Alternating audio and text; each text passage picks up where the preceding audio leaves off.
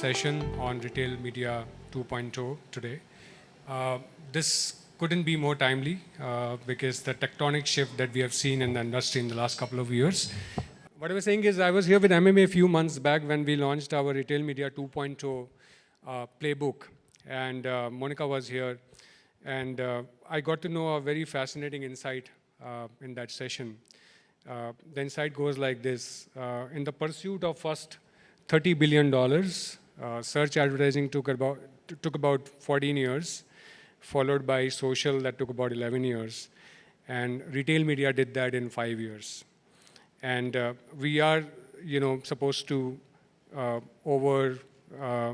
we are supposed to do more than worldwide TV advertising business by 2028. So that's going very strong, and all of you use retail media in some way or the other. I've been here for almost a decade, and let me tell you that few months back when we were going and talking to the advertisers, it was a lot about driving ROI and conversions and sales, right? But in the last few years, that has changed. Today, retail media is a mainstream marketing channel wherein advertisers and brands are using this to drive a lot of brand equity. They're using this platform to launch new products. They're using this platform to premiumize their offerings, right? We have a very experienced panel today, and both are my friends also, in a way. We work very closely. We have Avnish, who is the SVP, as you can see here, SVP and Chief Growth Officer for Chael. And we have Tarun, who is the co-founder of leading audio tech brand Bolt Audio. Let's start the conversation by understanding from them on how has been the last few years in terms of shaping up your overall strategy when it comes to retail media, and what impact it had on your marketing mix. Sure. So Bolt Audio, as a brand, we're a digital-first brand. We've started about 8 years ago, and we built a brand on retail media. Majority of our sales, I would say 90% plus sales come from e-commerce platforms. So almost till date, I would say 95% of our marketing budgets are spent on retail media, and we built our brand on retail media. That's how we've done it from day one. We used to spend most of our budget on performance marketing, bottom of the funnel, and then with time, eventually, as we grew bigger, we realized we need to also do some top of the funnel marketing. So we started spending on display advertisements on all e-commerce platforms, and that started giving us very good results, because we started seeing that the customers who have interacted with us in both display and search campaigns, they converted much better. So overall, our budgets kept on going higher and higher, and as I said, almost all our marketing budgets go into retail media. Apart from that, of course, we also spend, apart from retail media, the other budget is still all it's digital first, so everything is then there's a lot of budget that goes into influencer marketing, social media marketing. It's still all linked to retail media eventually. So you being a brand who kind of really built on marketplaces, right? So if I may ask you that, one hard and one easy thing about building a brand on the marketplace, and then I will come to Avnish with a follow-up question on my previous one. A hard thing, I would say, it takes time. It took us about 8 years to do it. Last, I would say 2-3 years, we've really exploded in terms of branding. But first 5-6 years journey was not that easy.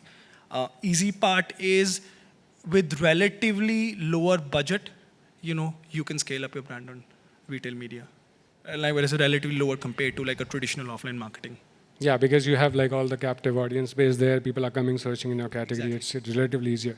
So Avnish, the follow-up question actually is for you, right? We started way back in 2016 with a lot of dreams on what we will do together and stuff, right? So the question is for you, because I don't think so we can say that you spend 95% of your budget on retail media, right? For you, how have this media mix changed over the years, right? And why? I think the how and the why, if you can take us through that journey, that'll be great. Sure. So the answer is twofold actually. When we started back in 2016. I think before that, everything was the other two big tech giants. Most of your media money will go to those platforms. Essentially, the way we have graduated for all our clients, mostly our clients are largely into this domain of exploring the D2C or the marketplaces model, and that delivered them the kind of success and the ROI which they were looking for. So I remember back in 2016, I think it was just one of the assigned budget it used to be for online retail, and that will probably for largest brand also it was 3% at that point in time, and we have graduated from that 3% to currently 45% Wow. of that share of advertisement. So that's pretty huge, and that success, that investment is purely on the basis of what's the kind of ROI which we are getting and gauging. So that was the journey which we have taken into. Can you just double click on the ROI part here? Like, you know, how do you measure, like when you say ROI, what all do you have in mind? Sure. So Is it like cost of goods sold only, or there are more things Sure. that So you look? one which I referred to before in your previous question was completely purely basis sales. But when I also said that now 45% of my budget is shifting towards online retail, that essentially means that it cannot just be sales, right? To build that, we have utilized the online platforms also. All the online retailers, I think, doing a tremendous job. Recently, we have on your platform only, Ajay, we have started seeing the awareness part of it, the consideration part of it, and accordingly we have started placing the ads, promoting the products and the kind of content which it required. So it was a funnel based approach which has led to this kind of media shift. And obviously in all of those marketing funnels you have to have a different set of KPIs. So probably for the awareness funnel, what we would be seeing at that point in time is more than an impression or a reach, is what is the percentage of audience going down my funnel, right? Because at some point in time, maybe he has already evoked to a different stage from a different platform, but when he is coming to an online platform, how is he behaving in that funnel? Absolutely. So we have used the platform for all the marketing funnels, and for all the different funnels at different product levels, we followed a different KPIs. And thanks to, I think, maturity-wise, I would say that you all guys are leading that part, and that enabled us in our decision-making. Great. One of the things that we see, and I think I am seeing this a lot in my conversations with the advertiser, is this particular media is playing a very, very big role in premiumizing the offerings, right? Because of the net outreach that we have, where all people come and shop online. I'm seeing like the categories that I manage, you know, consumer electronics, smartphones ASPs are going up, televisions ASPs are going up, large appliances, luxury beauty. It's a trend that we are seeing, wherein people are coming and trusting more and more these platforms to make purchases in the high ASP and premiumization. How has been your experience with premiumizing the offerings, number one, and how do you think retail media inputs really help you premiumize your offerings? Because, you know, and I'll look at you, Tarun, when you decide on a product and you say that, hey, this is the ASP that I want to target, how did you go about it? A, deciding, B, marketing. Are there any success stories that you want to, you know, share with the group? So as a brand, we really striving for premiumization right now after being 8 years into the business. We realize that whenever there's a customer who comes first time into any category, I mean, they would typically not go in for a premium product. They would start with an entry-level product or a mid-level product. Once they experience that, they have a good experience, then they would come back, and definitely they would come back and buy a product again, and in most likely case, they would come back and buy a premium product. And those are the type of customers we would always want to target, and we make sure, you know, with the quality, we want to make sure they come back and they, you know, buy our product. So this is what, you know, we've been doing, and like in last, you know, I would say 12 months, you know, we've been working on a few different series. So we did a partnership with Mustang, the Mustang car, and we realized that, you know, our TG has a high overlap with that collaboration, you know, that we did, you know, like men, you know, young men, you know, who love their cars. So when we did this collaboration, you know, it worked very, very well. And for all, e-commerce platforms, our ASP really went up by almost like 500 rupees by just doing that. And, when I say 500 rupees for us, that's like almost going up by 50%, which is a very big, ASP jump for us.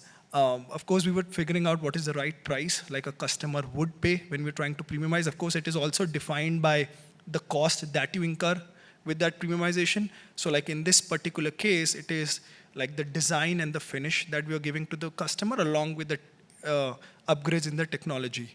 So that plus then we have to analyze like what would be the right price. If we keep it too high, it'll not be a success, and if it's too low, then you're just giving it away for too cheap, right? And the customer will not aspire that product if it's just, if it's not priced right. So of course, we did some customer surveys to figure out what was the right price, and we launched that. And in terms of retail media is then where, I said like almost all our budget goes to retail media. So this is where we, use retail media in terms of firstly, building up the product, ahead of time, like before 2 weeks before the launch, using the display campaigns, telling all the customers like a product like this is coming, building up intrigue for 2 weeks. And we definitely see a lot of interaction, on the banners. So we were trying different banners and different communication on the banners, what works best to see.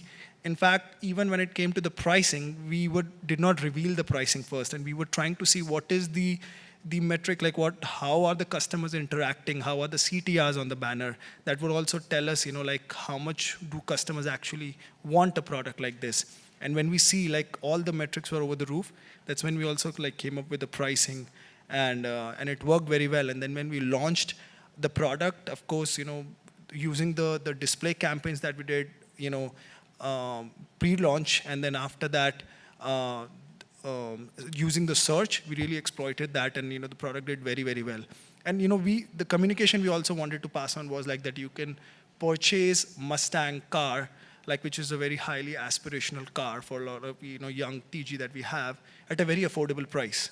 A price of $14.99 to $17.99. So that was the communication we wanted to pass, and we used the retail media to pass that communication through video ads, through our display ads, and it worked very well for us. Did anyone end up buying that Mustang in 1799? I mean, the product did genuinely, like this became a top seller.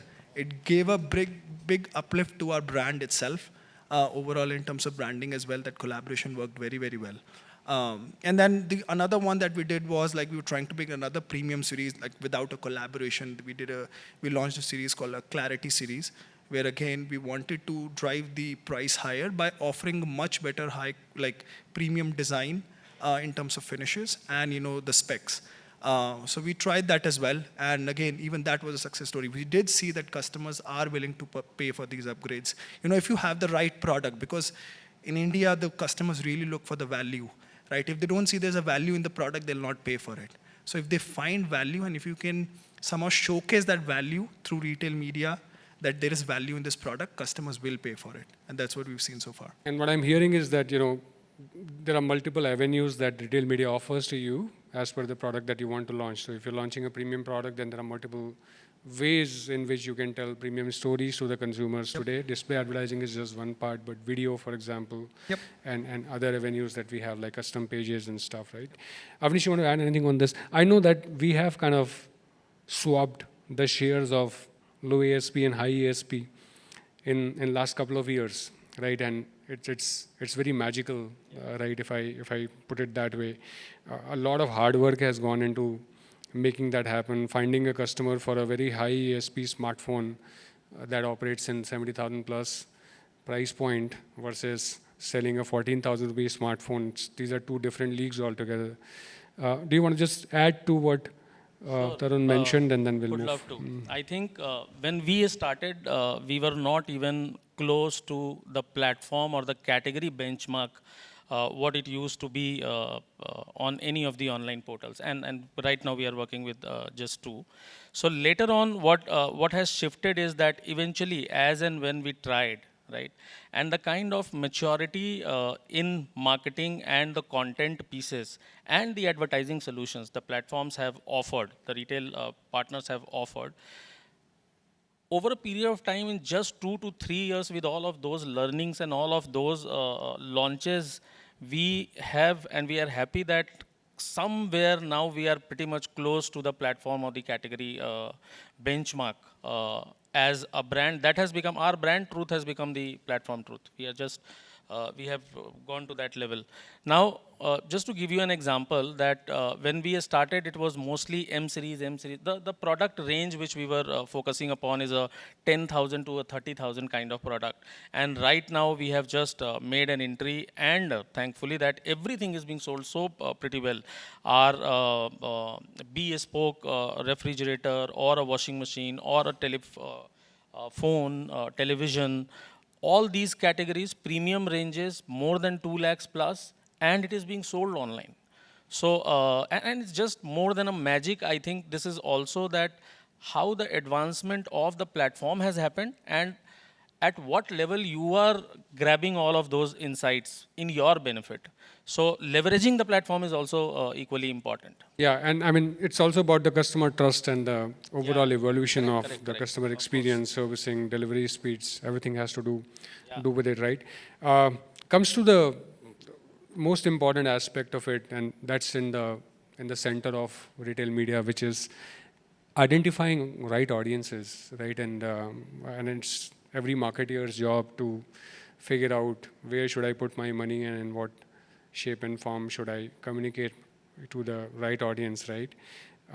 We'll take a very short one on this, but are there any big insights that you want to share with the audiences, here, regarding how you zeroed down on who will be the potential customer and how retail media insights and data points really helped you nail that? Anybody can take that. Yeah. Sure.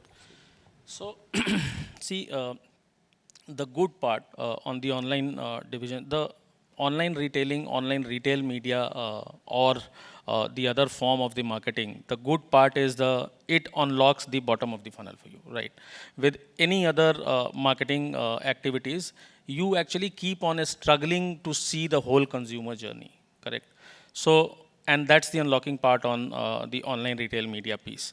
So once you have that visibility on each one of them, that's where probably you determine as an audience insight also. There is a lot of learning. I think pinning it down to every single thing would take a hell lot of time. But just to summarize this, that if my consumer is visiting to page A and then he is not ending up buying that product and shifting to some other product or doing some other action, or what is the time frame in which they are doing the transaction.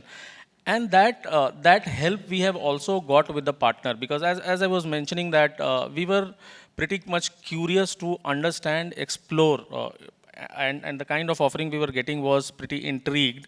That was the kind of insights, and I mean those kind of insights were really helping. It was more than a marketing insight to me. That's the kind of audience insight I was getting into to take it, and probably all of these things have helped. One such example quickly I will give you.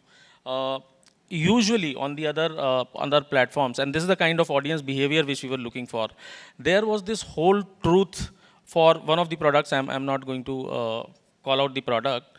What essentially was happening, that let's suppose there is a 40 days of window for that product. Today we are launching, and 10 days ago there is a campaign which has just kicked in. 10 days after there is a launch, and then there is the sellout period and all the sustenance and all that. So when we are doing that in any other places, we were seeing that our interest rate, our conversion rate, everything was showing a different trajectory altogether. And the kind of people who were visiting to our D2C portfolio mostly was coming from a particular sect of audience that was completely bang opposite on my online retail platform. And there, in fact, in the intrigue stage, when we were building and teasing for that audience, there we were just gone. We were in our awe that almost 35% of my searches were happening at that point in time on the platform. So while I am looking out for the audience everywhere else, my audience is sitting there. So there are tons of and Yeah, number of.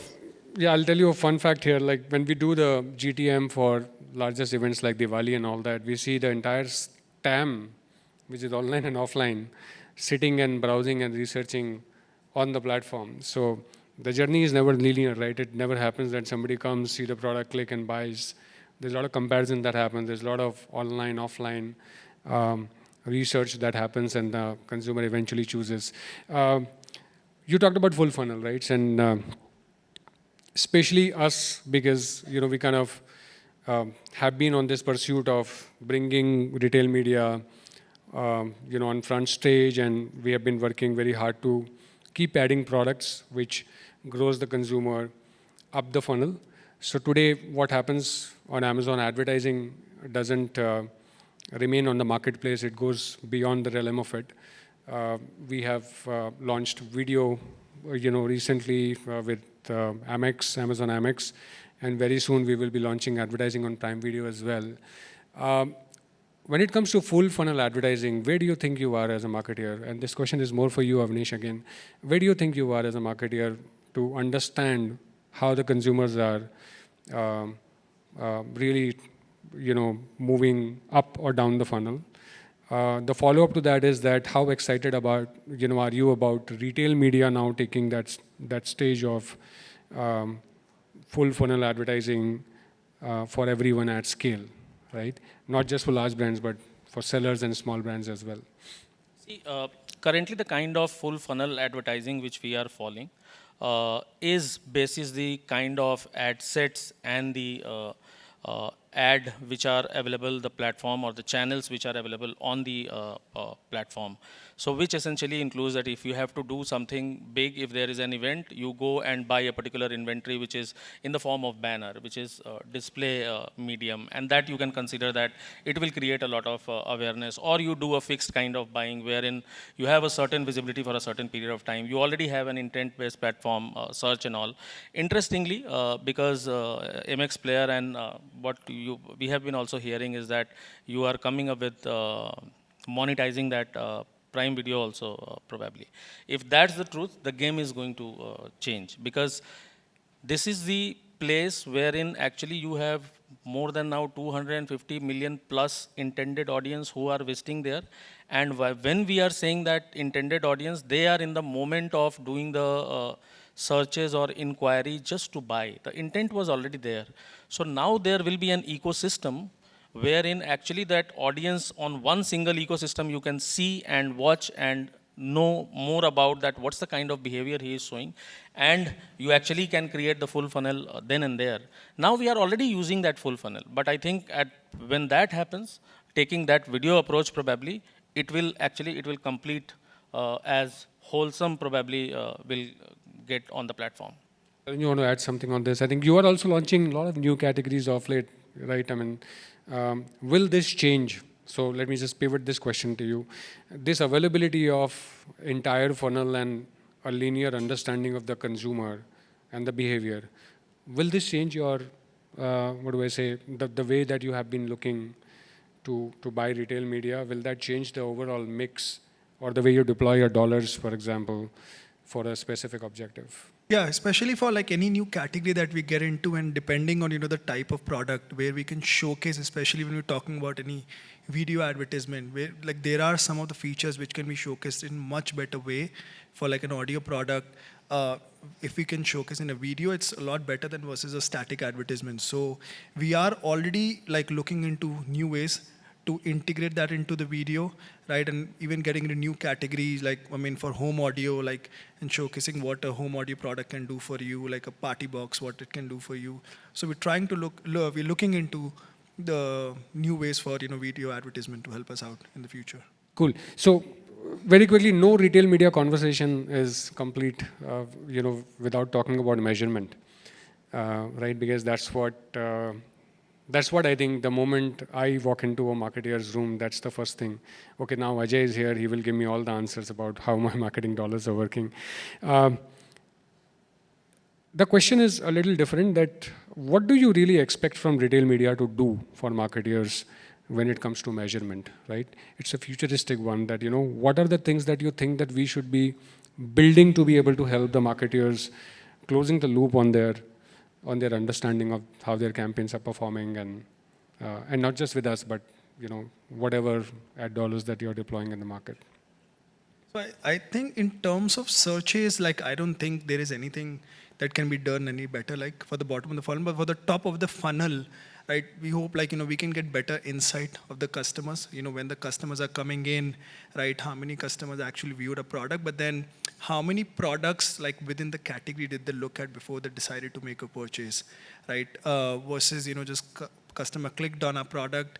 Like right now we would know like if they clicked on a product, but we do not know like how many other products did they look at. And if they ended up buying a product, did they look at any other competition product? Or if they did not even buy my product and somebody else, what other products did they look at? So that will also help us gauge what are actually customers looking at. So it's top of the funnel where we would wish we have better insight. Also, like for example, we do a lot of influencer marketing. So we bring in a lot of traffic externally from social media to the e-com platforms. So that's where as well we would wish the platforms, retail media can help us drive better insight. If that traffic is converting, how is it converting, and and how much time a customer spent on a page, looking at a product and the product features. So if retail media can give us more insight, it'll help us better to make these decisions and then eventually make better cohorts when we are retargeting those customers, the customers who did not convert. Yeah, Avnish, you want to add on that? I think I don't want to answer these questions. I think there are a lot of things, what you just said, it's all work in progress from our side. And you will be seeing a lot of these things coming by end of the year as well. But yeah, let's not go there. Avnish, you want to add something on top of it? I think I'll add to what is actually required. Those two things which rightly pointed out by Tarun, one on the customer part, another that when the traffic is going, I want more audience insight. My consumers who are buying on a certain platform, what are their retention rate on that platform? How frequently are they buying? What is the kind of product which they are accessing outside my environment or outside my offerings of product? So these audience insight probably will make me take a slightly richer decision that if the person is there on the platform, how are they behaving? From all the advertising money which I am spending, while I am getting all the data set of starting from impression till the SN level data, that what's the kind of sellout which is happening, but adding more depth to it, that what actually is the time frame which they had. And those data points I'm just talking that it should come handy. It should not come on request, or probably there has to be a system built in that a marketer is thinking of ABC in their mind. They just do a selection and it offers the results that, okay, this is how your audience is behaving. I mean, that level of transparency in audience insight is what something I would be happy to see when this is the kind of investment which a brand is ready to make. Yeah, and I'm also happy to note this in a position to tell you that, some of these things already exist, so maybe we can talk.